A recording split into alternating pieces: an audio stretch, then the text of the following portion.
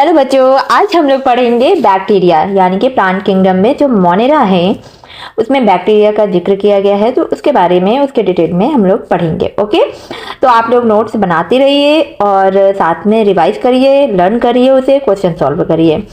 Okay, तो आइए start करते हैं हम लोग। तो बैक्टीरिया में हम लोग यहाँ पे पढ़ेंगे, पहले तो उनकी डेफिनेशन पढ़ेंगे, ब्रीफ हिस्टोरिकल बैकग्राउंड पढ़ेंगे एंड जनरल कैरेक्टर, अक्रेंस, कहाँ कहाँ वो पाए जाते हैं और साइज क्या होता है, शेप क्या है इनका। तो एक एक करके हम लोग इनके बारे में इस लेक्चर में देखेंगे। ओके, और हाँ, ये लेक्चर अगर 10-15 मिनट का है, पार्ट वाइज डिवाइड है, तो आप लोग पार्ट वाइज देखते जाइएगा। तो आइए स्टार्ट करते हैं। तो फर्स्ट पहले तो ये है कि बैक्टीरिया जो रखा गया है वो कहाँ, किस किंगडम में है। बैक्टीरिया किंगडम मोनेरा में रखा गया है। ओके, जिसे कि क्या बोलते हैं, मोनेरेंस बोलते हैं। तो आइए हम लोग लिखते हैं क्या है bacteria kingdom.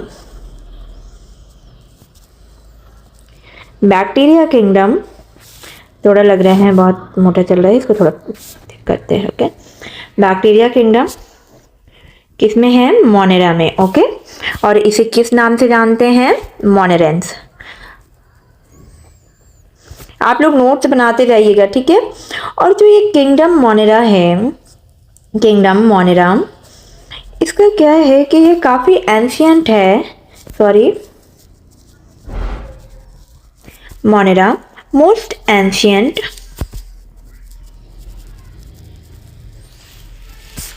Okay and primitive होते हैं। क्या होंगे, प्रिमिटिव होंगे among all living organism.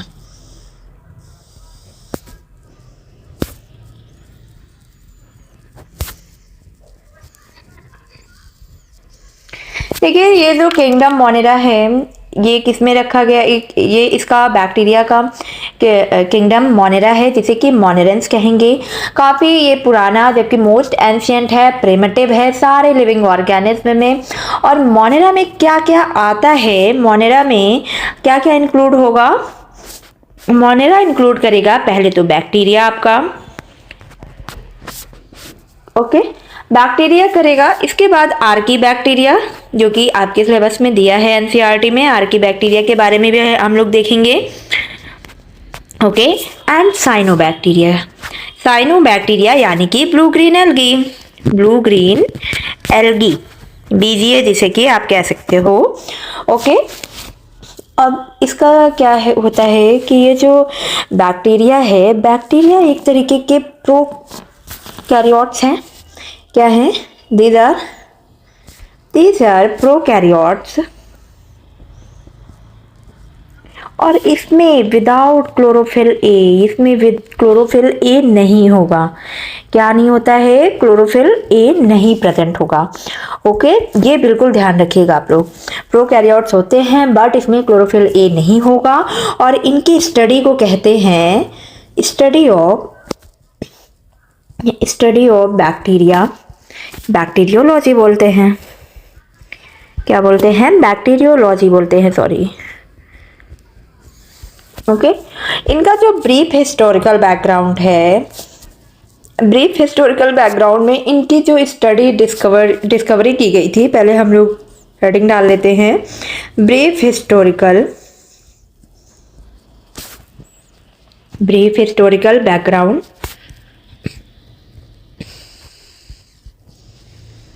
Okay, ये है तो ब्रीफ हिस्टोरिकल बैकग्राउंड में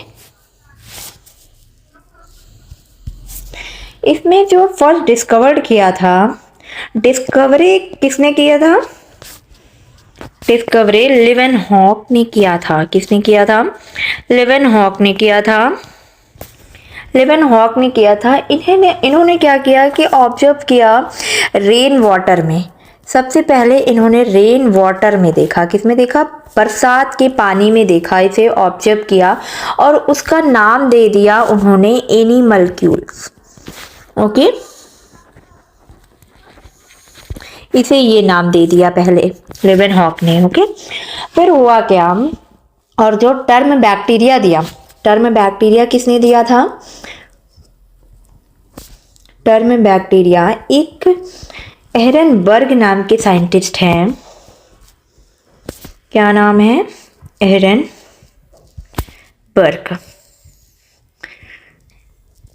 जिन्होंने बैक्टीरिया का नाम दिया। ठीक है, तो इस तरीके से इनकी डिस्कवरी और टर्म किसने दिया ये मैंने बता दिया आपको। और हाँ, ये जो बैक्टीरिया हैं, ये बैक्टीरिया को जो रिकॉग्नाइज किया कि ये किस ग्रुप के हैं, ओके, तो किस ग्रुप में रखा जाए इन्हें, तो इसे KW वॉन नेगली ने बोला। क्या बोला? Bacteria first recognized as a group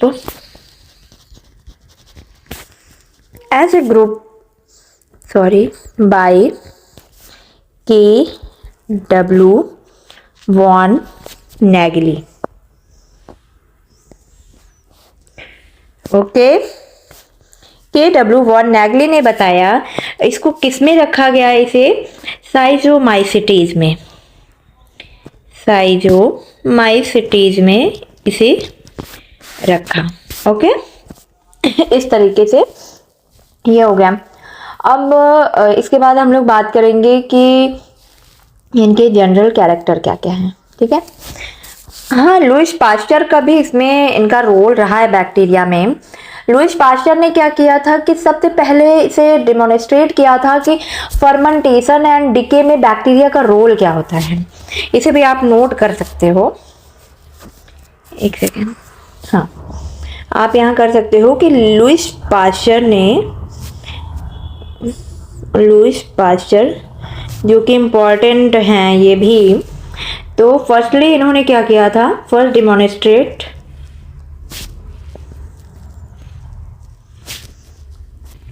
the role of bacteria in fermentation। Fermentation में देखा कि बैक्टीरिया का रोल क्या होता है, इसके लिए इन्होंने जाना जाता है इन्हें। ठीक है, और इन्होंने ही जर्म थ्योरी ऑफ डिसीज भी दिया। क्या दिया? Germ theory of disease.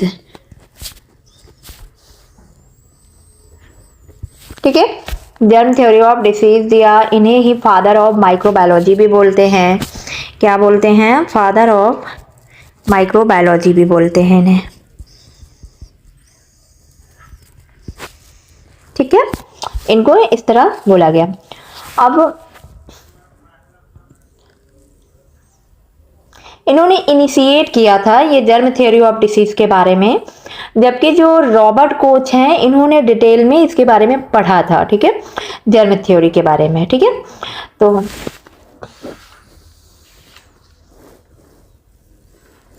Fact को दिया था germ theory of disease, but study किसने किया था? रॉबर्ट कोच ने। अब इनके हम लोग जनरल कैरेक्टर देखते हैं।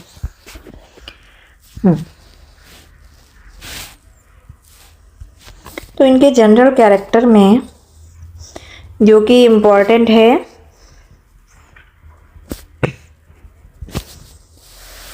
एक एक पॉइंट हम लोग देखेंगे।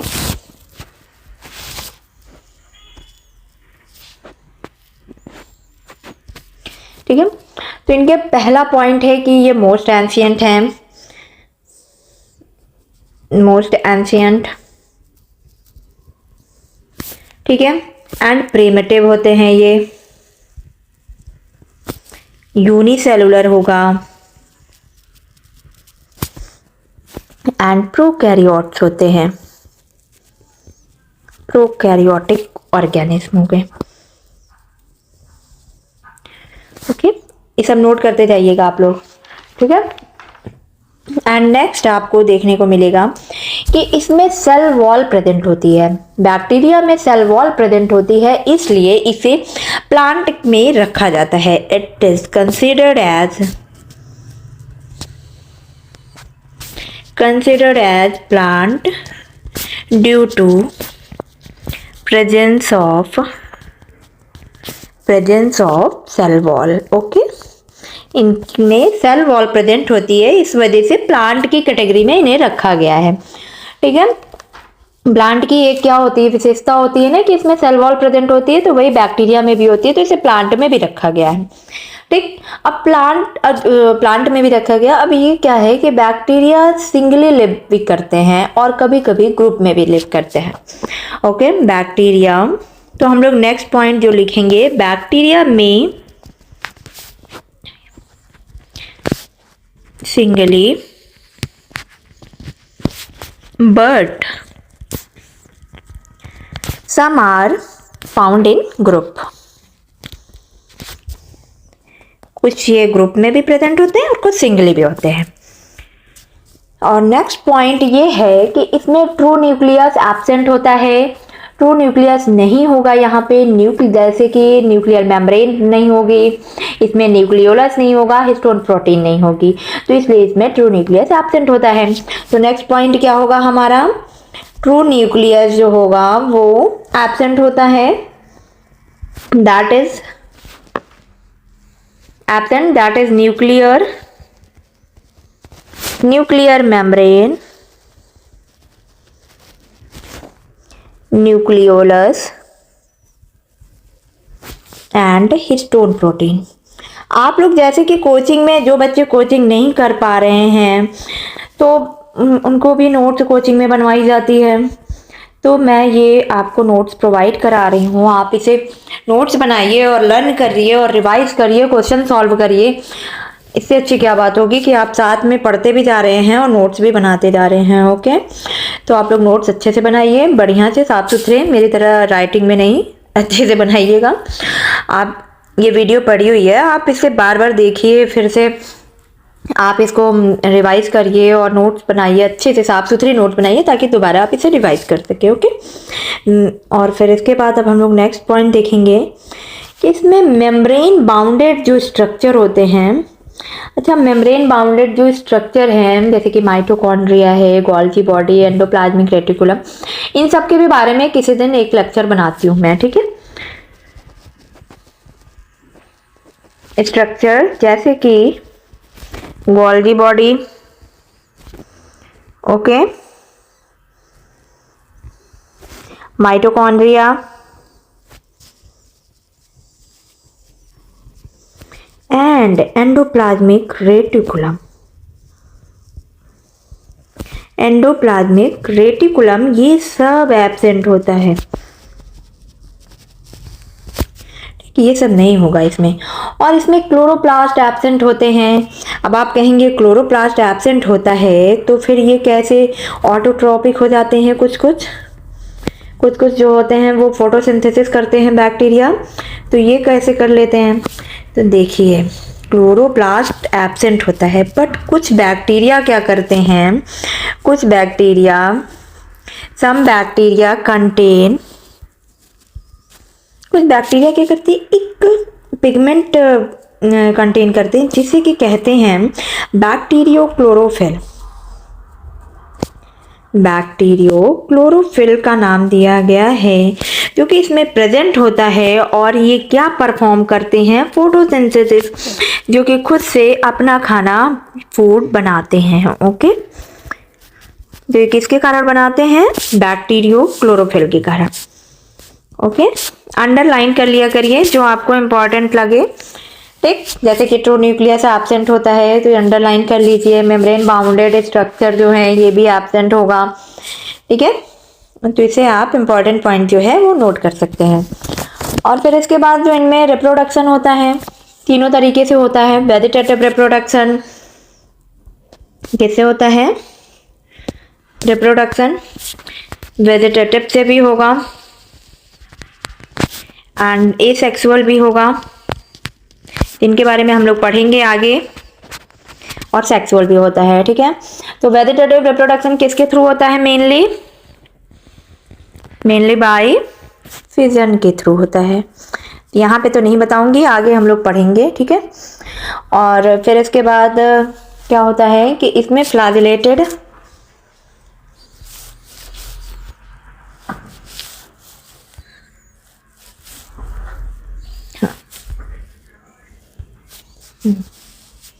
इसमें जो फ्लैजिलेटेड कितने पॉइंट्स हुए थे, 7 हो गए थे ना।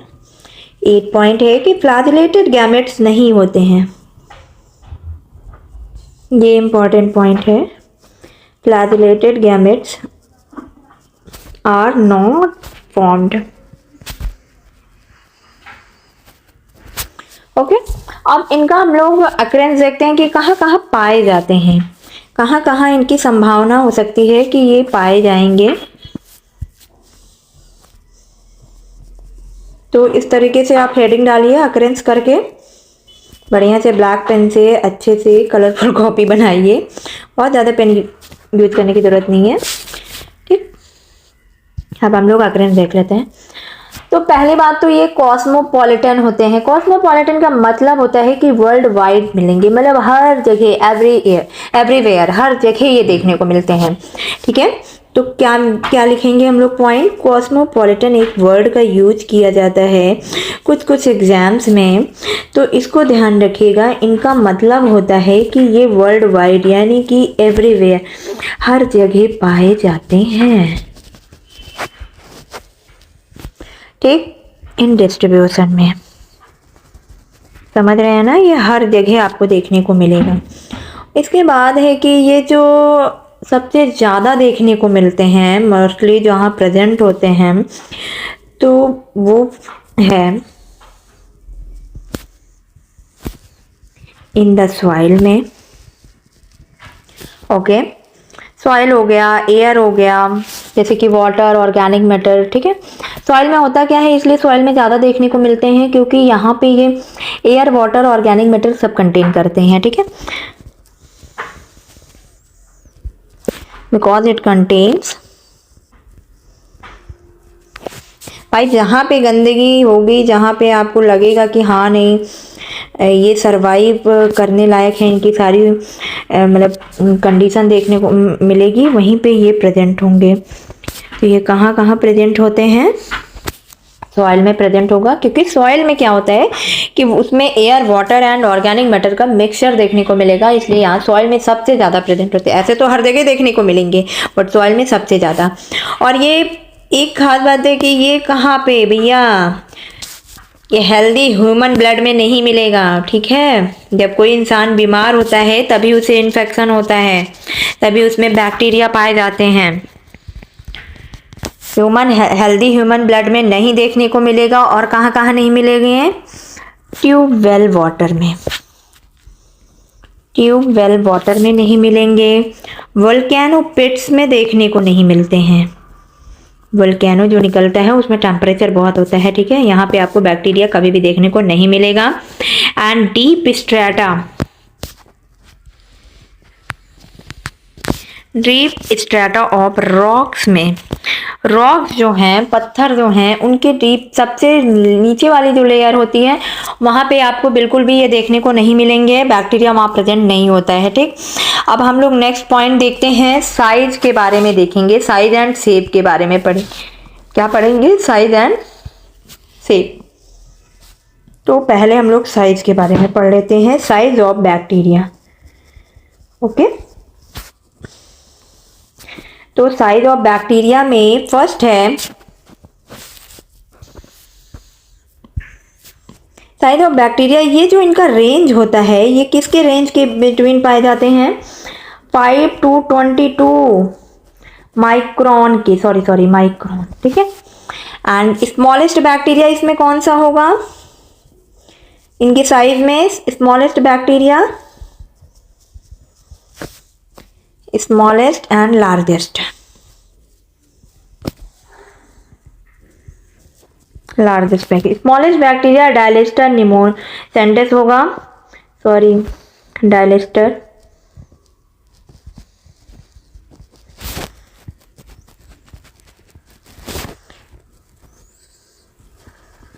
न्यूमोसेंटेस जिसका साइज होता है 0.15 माइक्रोन। ओके, और सबसे बड़ा जो होगा, लार्जेस्ट बैक्टीरिया, वो कौन सा होगा? स्पाइरुलम वेलिटेंस।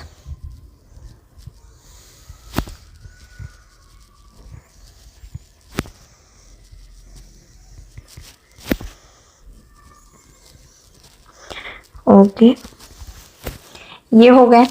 अब हम लोग शेप के बारे में देख लेते हैं। Shape of bacteria. तो शेप तो काफ़ी सारे फॉर्म में मिलेगा इनका, तो एक एक करके हम लोग देखेंगे। देखिए शेप में क्या होगा कि ये रॉड शेप के भी होते हैं एंड जिसे कि बैचलर शेप कहते हैं। कॉकस भी होगा यानी कि ओवल या राउंडेड होते हैं एंड स्पाइरल होता है यानी कि हेलिकल, यानी कि उनकी जो बॉडी होगी वो ट्विस्टेड होगी। तो इनके बारे में देखें हम लोग एक एक करके। आइए, शेप में सबसे पहला जो है वो आपको देखने को मिलेगा बैसिलस फॉर्म। क्या मिलेगा? बैसिलस फॉर्म, जिसे कि क्या कहते हैं हम लोग? रॉड शेप बोलते हैं। Okay, rod shaped. ठीक, बैसिलस में दो तरीके से होगा। फर्स्ट है डिप्लोबैसिलस। क्या होगा? नोट डाउन करते जाइए आप लोग, बस इसको रिवाइज करिएगा। अगर आपका छूट जा रहा है तो आप इसे देखते जाइए, जितना हो सके लिखिए। वीडियो आप पॉज करके इसको बनाते जाइए नोट्स। यानी कि डिप्लोबैसिलस का मतलब होता है कि ये पेयर्स में मिलते हैं। ठीक, पेयर का मतलब हो गया कि ऐसे साथ में देखने को मिलेंगे। ठीक है, इस तरह से मिलेगा। तो इनके एग्जाम्पल क्या होंगे? फर्स्ट इनका example Corynebacterium diphtheriae, sorry Corynebacterium diphtheriae. Okay, and second जो होगा, सेकंड क्या है? स्ट्रेप्टोबैसिलस। अब स्ट्रेप्टोबैसिलस का मतलब क्या होता है? स्ट्रेप्टोबैसिलस का मतलब क्या होता है कि ये चेन के फॉर्म में होंगे। मतलब यहाँ पहले नोट कर लीजिए, अकर्स इन चेन, मतलब ऐसे बनाता है, ऐसे। ठीक है, चेन के फॉर्म में बनाते चले जाएंगे। तो इनका एग्जाम्पल क्या होगा? बैसिलस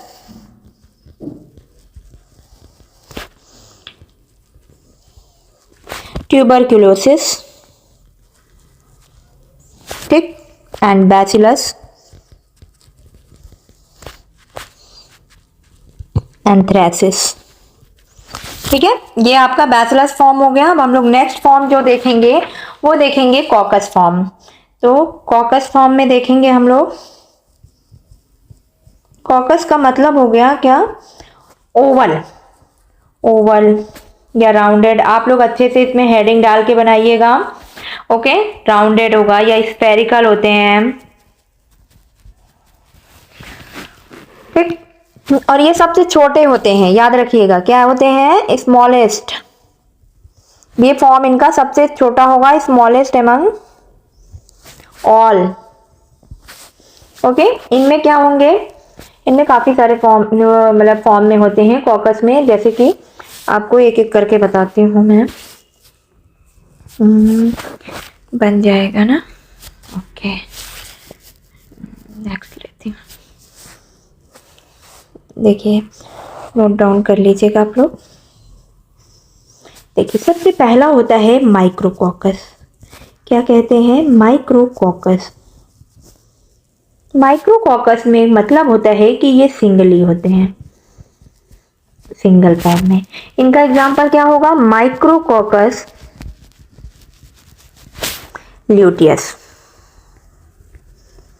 ठीक, एंड सेकंड जो होगा माइक्रोकॉकस के बाद कौन सा आएगा? डिप्लोकॉकस। डिप्लोकॉकस का मतलब क्या होता है कि ये पेयर में मिलेंगे देखने को। किसमें होंगे? इन पेयर में। ठीक, इसका मतलब हो गया कि डिप्लोकॉकस न्यूमोनी।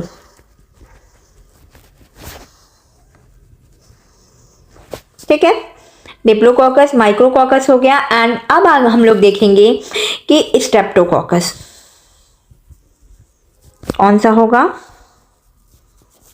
जिसे कि क्या कहते हैं? चेन में देखने को मिलेगा, चेन के फॉर्म में देखने को मिलेगा। मतलब ऐसे हो गया, जैसे ये मिल गया आपको सिंगल देखने को मिल गया। डबल में क्या हो गया, राउंडेड शेप में होंगे। हमने राउंडेड की बात की है, रॉड शेप की बात नहीं की है। ओके, और यहाँ पे चेन फॉर्म में क्या है होगा, स्ट्रेप्टोकोकस, सॉरी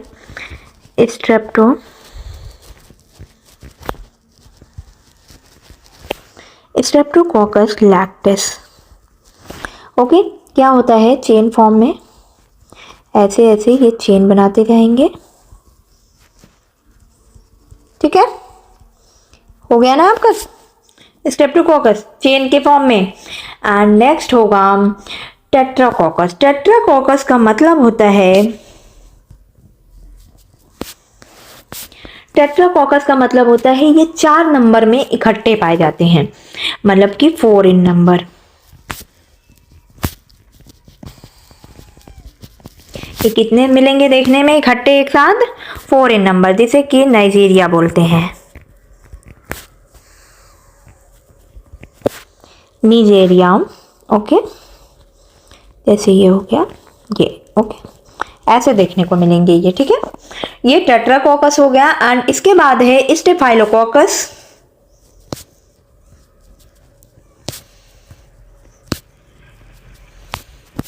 स्टेफाइलोकोकस में क्या होंगे कि ये बंच के फॉर्म में होते हैं, जैसे कि अंगूर। अंगूर आपने देखा होगा जब वो लच्छे में मिलते हैं एक साथ, मतलब ग्रुप में मिलते हैं, समझ रहे हो ना, किसमें मिलेंगे, बंच लाइक। बंच लाइक मतलब ग्रेप्स। ठीक है, इसका एग्जाम्पल क्या होगा, स्टेफाइलोकोकस ऑरियस। क्या होगा, स्टेफाइलोकोकस। ठीक है, जैसे कि ऐसे ऐसे ऐसे अनइवन फॉर्म में। ठीक है, बस ग्रुप में होते हैं। एंड नेक्स्ट है एंड लास्ट है इनका, एक है सिरेसिनी फॉर्म। किसमें होंगे, सिरेसिनी फॉर्म में। सिरेसिनी फॉर्म का मतलब हो गया कि एक साथ ग्रुप में 8 to 64 नंबर में मिलते हैं, यानी कि 8 से 64 के नंबर में ये ग्रुप में होते हैं।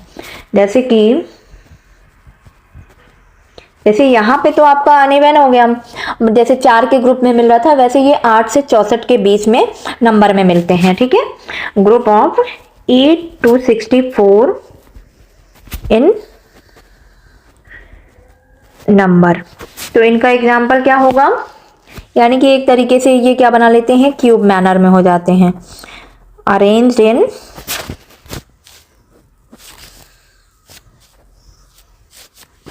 इन क्यूब मैनर। ओके, इनका एग्जाम्पल क्या होगा, सॉरी सिरेसी नहीं होगा। ओके, अब हम लोग नेक्स्ट जो फॉर्म पढ़ेंगे वो हम लोग देखेंगे, नेक्स्ट फॉर्म जो है उसका नाम है स्पाइरल शेप्ड। स्पाइरल या हेलिकल भी बोलते हैं इन्हें। ओके, तो इनके बारे में देखते हैं हम लोग। तो इनमें क्या होती है कि इनकी बॉडी जो होती है वो ट्विस्टेड लाइक होती है, body is twisted. Okay, first है इनका क्या होगा, first comma shaped. Comma shape में देखने को मिलेंगे ये। स्पाइरल का मतलब, कॉमा मतलब कि जैसे आप लोग पढ़ते समय कॉमा लगाते हो ना, यूं कॉमा लाइक। तो इनका एग्जाम्पल बड़ा फेमस है, एक बैक्टीरिया का नाम है vibrio cholerae. Vibrio cholerae. Okay, क्या होगा, विब्रियो कॉलेरी। आप लोग नोट डाउन करते जाइए इसे। हेलिकल, फिर नेक्स्ट है हेलिकल या स्पाइरल शेप्ड। ठीक है, मतलब ऐसे हो गए यूं। ठीक, कॉमा ये हो जाएगा। हेलिकल में यानी कि कॉर्क स्क्रू, यानी कि इनकी बॉडी जो होती है twisted like, twisted like cork screw. Example इनका क्या होगा? Spirillum वैल्यूटेंस।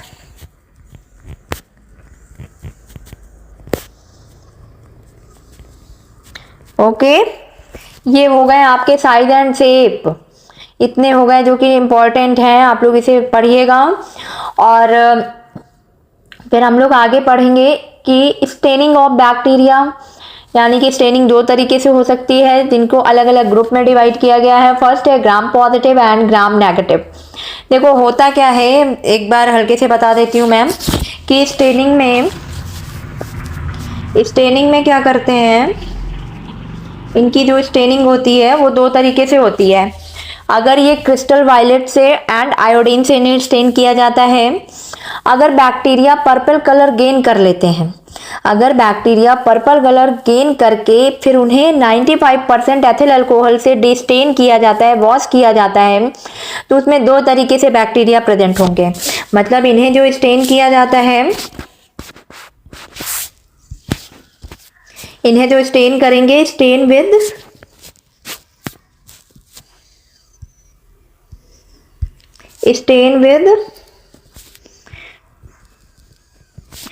Crystal violet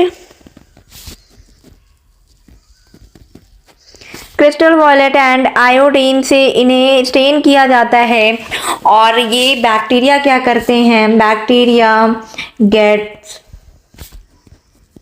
purple colour. Bacteria cell जो होती हैं, मतलब बैक्टीरियल सेल या बैक्टीरिया कह लो, तो ये क्या करती हैं, ये गेन कर लेती हैं पर्पल कलर को, पर्पल कलर हो जाएगा इनका।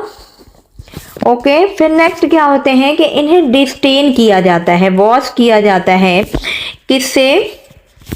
95% एथिल अल्कोहल से। एथिल अल्कोहल सभी ने लैब में देखा होगा और इसे किया भी होगा कुछ ने प्रैक्टिकल, ठीक है। तो फिर होते क्या है, ये दो पार्ट में डिवाइड हो जाते हैं। दो पार्ट में डिवाइड मतलब कहने का ये है कि कुछ बैक्टीरिया इन्हीं में से जो हमने डिस्टेन किया है, जो हम प्रैक्टिकल कर रहे हैं, इनमें से कुछ बैक्टीरिया जो होती हैं वो रिटेन कर लेती हैं पर्पल कलर को, मतलब कि बनाए रखती हैं पर्पल कलर, उनका पर्पल कलर हटता नहीं है, वॉश नहीं होता है, तो उसे हम बोलेंगे ग्राम पॉजिटिव बैक्टीरिया, उन्हें हम बोलेंगे ग्राम पॉजिटिव बैक्टीरिया। बट वहीं पर कुछ बैक्टीरिया क्या करती हैं, बैक्टीरियल सेल, ये अपने कलर को लॉस कर देती हैं, यानी कि उनका कलर वापस से वही हो जाता है जो रहता है, यानी कि पर्पल कलर गायब हो जाता है, तो वो कहलाते हैं ग्राम नेगेटिव। क्या कहलाएंगे? ग्राम नेगेटिव बैक्टीरिया बोला जाता है, यानी कि इन्हें डिनोट ऐसे करोगे आप, ओके, इन्हें क्या करोगे? Gram positive bacteria. ओके, इस तरीके से आपका ये हो गई staining. Gram positive and gram negative के बीच में इसे अलग अलग नाम रखा गया। अच्छा, इसे ग्राम क्यों बोलते हैं? क्योंकि इनके जो साइंटिस्ट हैं, इन्होंने ही सबसे पहले स्टेन किया था, जिनका नाम था ग्राम। ओके, तो इसलिए इन्हें बोला जाता है क्या? Gram negative. उन्होंने अपने नाम के आधार पे रखा। ग्राम क्या नाम है? ग्राम जो है वो एक साइंटिस्ट है, ठीक। इन्होंने क्या किया था? फर्स्टली स्टेन किया था, आप लोग नोट कर लेना नीचे कहीं पे भी, फर्स्टली स्टेन्ड, ओके, ठीक। तो इसलिए उन्होंने अपने नाम के आधार पे ग्राम रख दिया।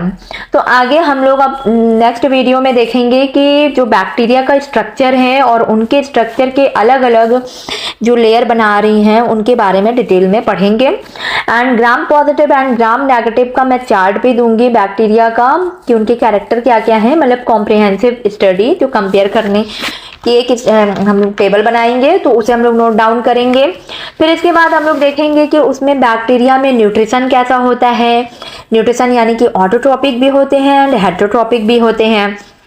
ओके फिर रिप्रोडक्शन पढ़ेंगे हम लोग, इनके बारे में देखेंगे नेक्स्ट वीडियो में। एंड इसके बाद वो थोड़ी लंबी वीडियो हो जाएगी। एंड इसके बाद हम लोग रोल ऑफ बैक्टीरिया भी देखेंगे कि इंडस्ट्री में इनका रोल क्या है, मेडिसिन में इनका रोल क्या है, और एंटीबायोटिक कौन कौन सी हैं जिसमें बैक्टीरिया का यूज किया जाता है, ठीक है। एंड पेट्रोलियम पॉल्यूशन या हार्मफुल एक्टिविटीज़ क्या होती है, या इनकी डिसीज क्या क्या हो सकती हैं इनसे होने वाली, तो इन सब के बारे में हम लोग एक एक करके देखेंगे। तो इन्हें मैं ऐसा करूँगी कि एक ही वीडियो में ना करके मैं अलग अलग वीडियो में करूँगी। और हाँ, जो कि एनसीईआरटी में दिया है मोस्ट इम्पॉर्टेंट है कि मोनेरा में बैक्टीरिया तो दिया है, साथ में आर्की बैक्टीरिया के बारे में भी बताया है, तो हम लोग आर्की बैक्टीरिया के बारे में भी देखेंगे। ऐसा करती हूँ मैं आर्की बैक्टीरिया एंड माइकोप्लाज्मा का एक अलग से वीडियो बना लेती हूँ और बना के अपलोड कर दूंगी, जिससे कि आप लोग को आसानी रहे। ओके, तो ये हो गए बैक्टीरिया के बारे में, जो कि हम लोगों ने आज कैरेक्टर्स पढ़े, उनके अकरेंस देखा, साइज एंड शेप देखा, ठीक है, और स्टेनिंग देखी। तो आगे हम लोग नेक्स्ट वीडियो, इन सब के अगले जो नेक्स्ट वीडियो रहेगी वो हम लोग आगे की स्टडी करेंगे, पढ़ेंगे। ओके, तो आप लोग इसी तरह नोट्स बनाते रहिए और रिवाइज करिए, उसे लर्न भी करते रहिए ताकि आपको आसानी रहे। और हाँ, आप लोग का नोट्स अगर छूट रही है तो आप लोग आराम से इसे देख सकते हैं वीडियो, और नोट्स अच्छी साफ सुथरी बनाइए और एमसीक्यू क्वेश्चन सॉल्व करिए प्रीवियस ईयर के, इससे आपको आसानी रहेगी याद करने में, याद भी हो जाएगा। Okay, thank you, all the best.